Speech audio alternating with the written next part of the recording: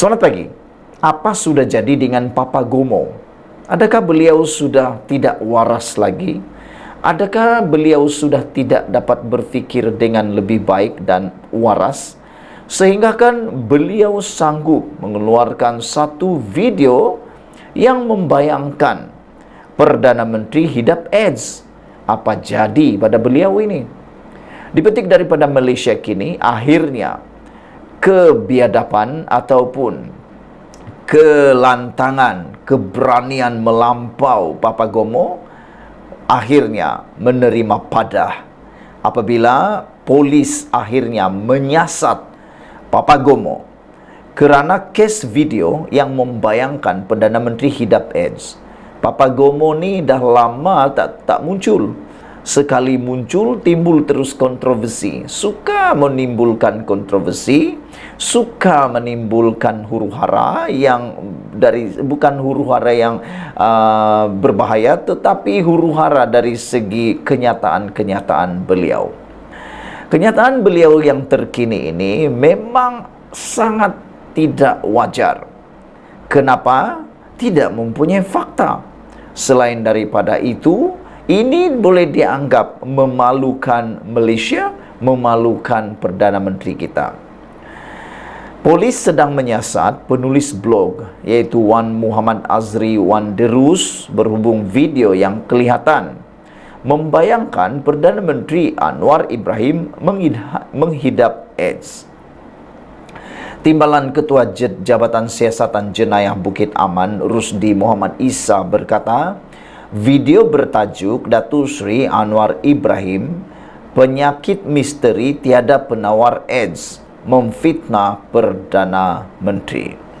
PDRM mengingatkan orang ramai bahawa tindakan tegas tanpa kompromi akan diambil terhadap pihak-pihak yang menggunakan platform media sosial untuk mengulas atau memanipulasi isu-isu sehingga menyentuh isu ketenteraman awam, prinsip moral, fitnah atau pengapian apa-apa kesalahan. Katanya pada satu kenyataan hari ini, Malaysia kini tidak dapat memastikan kandungan video itu kerana halaman YouTube Wan Muhammad Azri dan rakaman berkenan tidak lagi boleh diakses setakat ini. Bagaimanapun, terdapat catatan oleh penulis blog itu yang dikenali sebagai Papa Gomo dan kini se-Azri pada media sosial X yang mendakwa Anwar dihukum kerana tuduhan homoseksual. Anwar telah didakwa di mahkamah atas tuduhan liwat 2 kali, tetapi sabitan dalam kes pertama dibatalkan oleh Mahkamah Persekutuan pada tahun 2004, manakala dia telah diberikan pengampunan penuh pada 2018 berikutan sabitan kedua. Anwar yang mengekalkan pengakuan tidak bersalah berkata, pengampunan penuh itu diberikan kerana terdapat pelanggaran prinsip keadilan dalam kesnya. Menurut Rusdi, Wan Muhammad Azri disiasat mengikut Seksyen 14 Akta Kesalahan Kecil kerana berkelakuan menghina, Seksyen 504 Kanun Keseksaan kerana menghina dengan sengaja untuk menceroboh keamanan, dan Seksyen 233 Akta Komunikasi dan Multimedia yang menghukum penggunaan tidak sewajarnya, kemudahan rangkaian atau perkhidmatan rangkaian. Beberapa komen daripada netizen di ruangan Malaysia kini berkaitan isu ini adalah, cari makan je kata Papa Gomo ni asik dibayar untuk membunuh korektor orang patut dihumban dalam penjara dari dulu lagi. Tapi kata beliau, belum lagi dihukum. Black Zebra kata hairan juga dengan orang tempatan. Lebih minat membaca cerita merapu daripada blogger corot macam ini. Katanya, tangkap sajalah, buat apa tunggu sebelum mengotorkan otak-otak orang lain, kata beliau. Black Hawk pula menulis, siasat. Cepat-cepatlah, jangan lepaskan beliau lagi, kata beliau. Mechi lagi kata, banyaklah dia kata.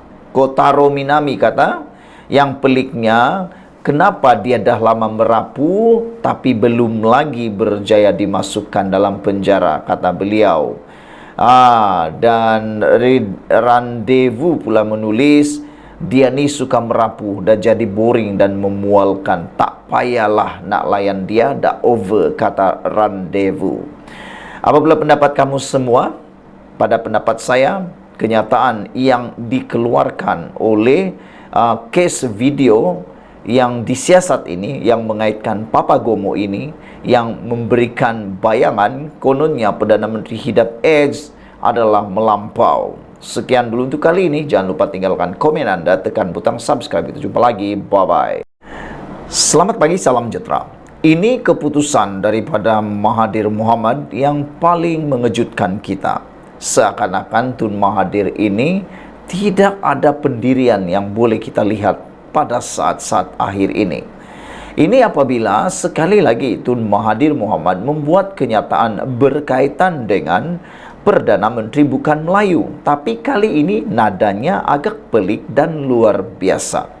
Saudara-saudara sekalian, pada usia sudah menjengah 90 tahun ini, Tun Mahathir kelihatan seperti membuat kenyataan-kenyataan yang pelik. Pelik tapi benar.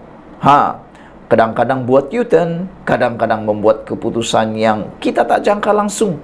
Kalau dulu beliau mengecam PAS, begitu memusuhi PAS, tapi sekarang ini kita lihat beliau sudah menjadi penasihat kepada 4 buah negeri di bawah PAS. Apa jadi dengan Tun M? Kali ini Tun M pula memberi satu lagi ulasan berkaitan Perdana Menteri bukan Melayu. Kata Tun Mahathir hanya jika orang Melayu mahu. Apa maksud beliau ini? Bukan Melayu boleh menjadi Perdana Menteri jika majoriti orang Melayu boleh menerima keadaan sedemikian, kata Tun Mahathir Mohamad. Bekas Perdana Menteri itu, yaitu Tun Mahathir Mohamad, berkata, biarpun Perlembagaan Persekutuan tidak menetapkan seseorang Perdana Menteri dari bangsa apa, namun dinamik kaum di Malaysia akan menentukan jawatan utama kerajaan itu diterajui oleh kaum mana. Kata Tun Mahathir, keadaan sama juga berlaku di Singapura apabila Perdana Menteri mereka datangnya dari kaum Cina, memandangkan kaum itu adalah majoriti di sana. Di Singapura, Perdana Menteri sentiasa terdiri daripada kaum majoriti Cina sejak merdeka. Lee Kuan Yew mengakui pemimpin bukan Cina mungkin menghadapi cabaran untuk mendapat penerimaan di kalangan penduduk yang kebanyakannya Cina. Jadi, Perdana Menteri Singapura akan sentiasa berbangsa Cina. Pulau Pinang tidak pernah mempunyai ketua menteri bukan Cina, memandangkan keseimbangan kaum memihak kepada bukan Melayu. Namun apabila UMNO memiliki bilangan kerusi Dewan Undangan Negeri terbanyak di bawah Barisan Nasional BN, ia memberi laluan kepada gerakan, katanya dalam kenyataan di Facebook beliau hari ini. Mahathir mengulas kenyataan yang dilontarkan veteran DAP Tan Sri Lim Kit Siang sebelum ini, yang antara lain menyebut bahawa tiada sekatan dalam Perlembagaan Persekutuan untuk bukan Melayu menjadi Perdana Menteri. Kemarin, Kit Siang juga mengakui mustahil untuk bukan Melayu menjadi Perdana Menteri Malaysia jika tidak mempunyai sokongan sejumlah besar kaum dalam negara, terutama sekali dari orang Melayu. Mengulas lanjut, Dr. Mahathir berkata, di Malaysia, biarpun orang Melayu berpecah dari segi politik, mereka masih membentuk kaum majoriti. Sehingga dan melainkan majoriti Melayu merasakan bahawa mereka boleh menerima bukan Melayu sebagai Perdana Menteri. Itu adalah status quo ante, katanya lagi. Namun baru-baru ini Mat Sabu juga telah menyatakan di dalam satu ucapan. Mat Sabu kata, dia kata tidak mungkin bukan Melayu jadi Perdana Menteri, kerana kata Mat Sabu, orang Melayu adalah orang yang paling ramai di Malaysia dan paling ramai anak, kata beliau. Ini satu fakta yang benar. Sekian dulu untuk kali ini. Jangan lupa tinggalkan komen Anda, tekan butang subscribe. Kita jumpa lagi. Bye-bye. Selamat pagi, salam sejahtera. Terima kasih karena bersama dengan saya di Nazlin Unity Channel. Kali ini kita digemparkan dengan keputusan mahkamah yang pastinya juga membuatkan Sanusi mungkin dalam ketakutan. Kita tak pasti apa keadaan Sanusi selepas mendengar keputusan mahkamah yang diumumkan baru sebentar tadi. Kita dikejutkan saat subuh yang amat indah ini. Apabila Anwar sah dapat perintah injuksi interpartai terhadap Sanusi. Datuk Seri Anwar Ibrahim memperoleh perintah injuksi interpartai dua belah pihak bagi menghalang Menteri Besar Kedah Datuk Seri Muhammad Sanusi Maknor daripada mengulangi dan menerbitkan semula kenyataan didakwa memfitnah Anwar Ibrahim. Injuksi terbabit adalah berkaitan kes saman fitnah yang difailkan Perdana Menteri terhadap ahli Dewan Undangan Negeri Adun Jeneri itu berhubung ucapan didakwa berbau fitnah dalam satu kempen ceramah jelajah PN Base Tambun pada November tahun lalu. Hakim Mahkamah Tinggi di Alor Mahazan Mat Taib membuat keputusan itu hari ini selepas mendengar hujahan peguam Datuk S. N. Nair yang mewakili Anwar dan peguam Farizal Yusuf yang bertindak bagi pihak Muhammad Sanusi pada 16 Oktober lalu. Menurut Nair, ketika dihubungi pemberita hari ini, Mahkamah membenarkan permohonan anak guamnya yang memberikan injuksi interpartai sehingga kes saman utama diputuskan mahkamah. Beliau berkata, Muhammad Sanusi juga dilarang mengeluarkan kenyataan serupa atau yang mempunyai kesan sama dalam apa jua cara, bentuk atau lain-lain yang mempunyai kecenderungan untuk menggambarkan Anwar sama ada secara langsung atau sindiran seperti dalam pernyataan tuntutan anak guamnya. Katanya, mahkamah kemudian menetapkan 19 Februari depan melalui prosiding e-review di hadapan pentadbir pendaftar bagi status terkini pemfailan dokumen sebelum perbicaraan. Pada 30 Julai lalu, Mahkamah Sama membenarkan permohonan Anwar untuk mendapatkan permohonan injuksi ex parte sebelah pihak berhubung perkara sama. Berdasarkan penyataan tuntutan, Anwar mendakwa pada 13 November tahun lalu, Muhammad Sanusi yang juga pengerusi Perikatan Nasional PN Kedah memberi ucapan pilihan raya pada ceramah itu sebagai menyokong calon PN bagi Parlimen Tambun. Datuk Seri Ahmad Faizal Azumu dengan ratusan pengunjung menghadiri ceramah itu. Anwar mendakwa ucapan dalam ceramah itu diterbitkan atau menyebabkan penerbitan semula dan disiarkan secara siaran langsung dalam aplikasi Facebook di bawah nama Faizal Azumu yang mendapat tontonan lebih 88.000 kali, 531 reaksi dan 58 kali perkongsian dan 384 komen setakat tarikh pemfailan saman itu. Pengerusi Pakatan Harapan PH itu mendakwa pada 14 November tahun lalu, kenyataan fitnah daripada video itu telah dipetik oleh Malaysia Kini dan portal berkenan menerbitkan satu artikel dalam bahasa Melayu dan bahasa Inggeris bertajuk Kes liwat Anwar, dulu kasihan sungguh, sekarang pas kata kena pakia. Anwar pikia, kena pikia, kata laporan ini.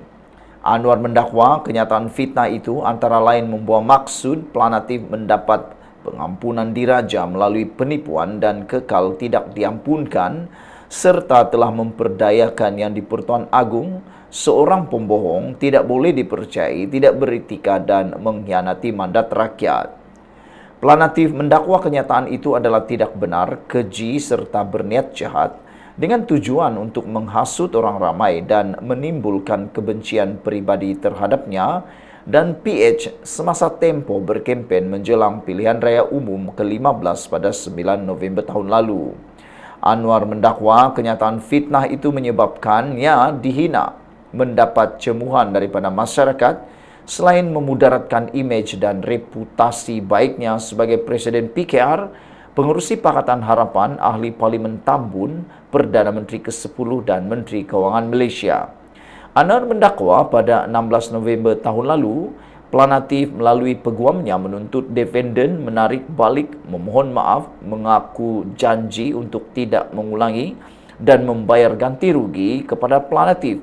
Namun defendant melalui surat peguamnya bertarikh 7 Disember tahun lalu membalas surat dan menyatakan pengakuan tidak berbelah bagi mengenai fakta dalam ucapan itu. Sehubungan itu, Planatif memohon ganti rugi teruk serta teladan selain perintah dan menghalang defendant daripada terus mengungkap, mengarang, menerbitkan atau menerbitkan semula kenyataan serupa terhadap Planatif serta relief lain yang difikirkan sesuai oleh mahkamah. Sekian dulu untuk kali ini. Jangan lupa tinggalkan komen anda, tekan butang subscribe. Kita jumpa lagi. Bye-bye.